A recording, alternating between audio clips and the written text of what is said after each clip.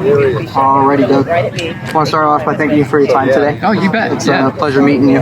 Could I have you just go ahead and introduce yourself and a little bit about your role at Northrop Grumman? Yeah, hi. My name is Doug Hurley. I'm Senior Director of Strategy and Business Development at Northrop Grumman Propulsion Systems, which is out in Utah. We built a solid rocket booster for Artemis. Can you describe what your current role entails as Senior Director of Business Development at Northrop? Yeah, so we're responsible for all the strategy and new business, as well as I kind of have an alternate role as kind of helping to support the NASA programs, which is Artemis. Perfect. What's it been like transitioning from your 20-year career with NASA over to going on your first year with Northrop? Yeah, good question. It's been great. Totally different team, totally different location. So living out in the Salt Lake area rather than Houston. Just an incredible culture out there. We support not only human spaceflight but the military with all their programs, and just really like the team. It's about 3,300 people, so really enjoyed it. It's it was a little bit daunting at first to try to after you've been an astronaut for 21 years to go, okay, it's time to do something else and figuring out what you want to do. It's probably the first time in my career I didn't know what I wanted to do next. So from that perspective, but it's talked to a lot of people, and it was a family decision, and we're really excited to be living out there now. It's a lot less hot than it is here. Yeah, it's a little bit hot. It's sweating just a little bit. No, it's okay. That's awesome. As Senior Director, what's your relationship like currently with NASA, and more specifically with your relationship with the Artemis program? Yeah, so the biggest thing is we built the solid rocket booster. So there's a heritage with the Shuttle program. These boosters are larger by a segment, so they're 5-segment rather than 4-segment boosters, about 25% more thrust. So that's really Northrop Grumman's role in Artemis is building these boosters, and so we're going to support them through Artemis flights 1 through 8 with Shuttle heritage boosters, 5-segment boosters, and then there's a modification after Artemis 8. So really exciting to be a long-term partner with NASA in the moon program. And how's development coming along on the Artemis II, Artemis III?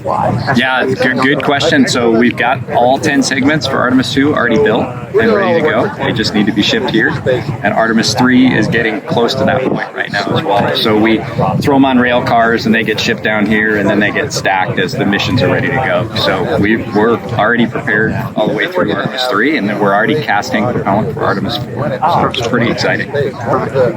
And as someone who's worked and had a personal stake in the Shuttle program, the commercial crew program, now Artemis, how would you describe the fundamental evolution that NASA's kind of been making?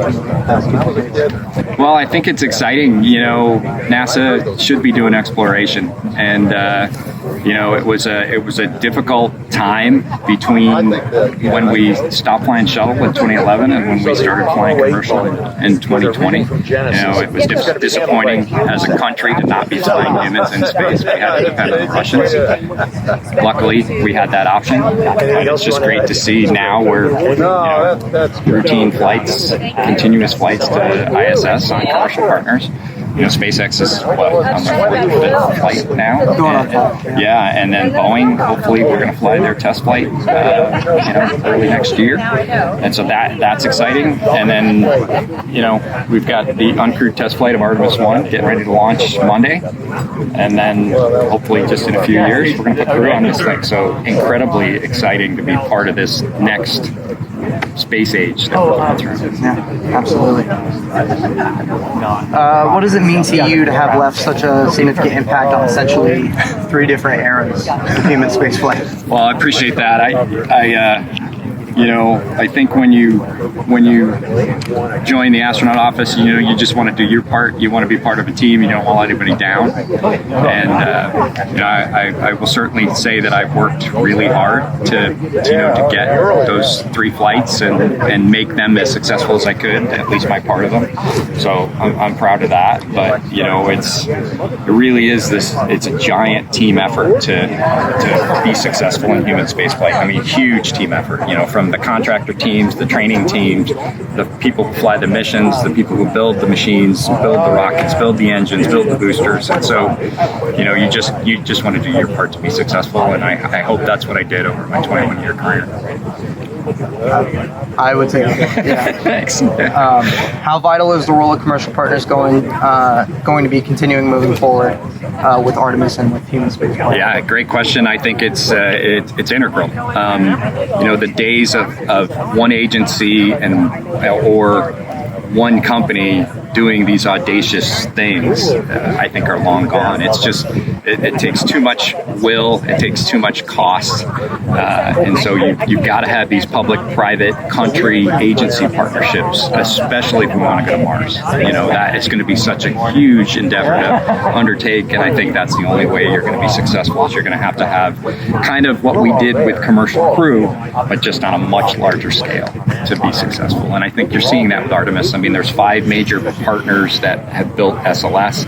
We've got other partners that are building landers, and you can just see that it's going to be this public-private partnership that's going to get us there. Multiple space agencies, multiple countries, and that's how we're going to have to do it moving forward. Absolutely. A little bit more lighthearted of a question for you. We've gotten some heavy questions there. Okay. Given the opportunity, would you pilot Orion, given that you've flown Shuttle, you've flown Crew Dragon with SpaceX? I don't know. We made a family decision, that DM2 would be my last flight, and my wife decided, because she's also an astronaut, that when she flew in 2013, that was her last flight. So, never say never, but there are certainly plenty of capable people that can fly the vehicle. I certainly think I could do the mission if asked, but I think that, I'm happy where I'm at now, really happy. And it's exciting because, it'll be some of my friends that are going to get to do this, and I'm excited for them. Any little test pilot itch just to get on? Yeah, there's a little bit of that, but I got to fly a new vehicle, so, you can't take them all. There you go. I'll do that. And then last question, this is probably going to be the most asked question of the day, I would assume. What are you most looking forward to on launch day?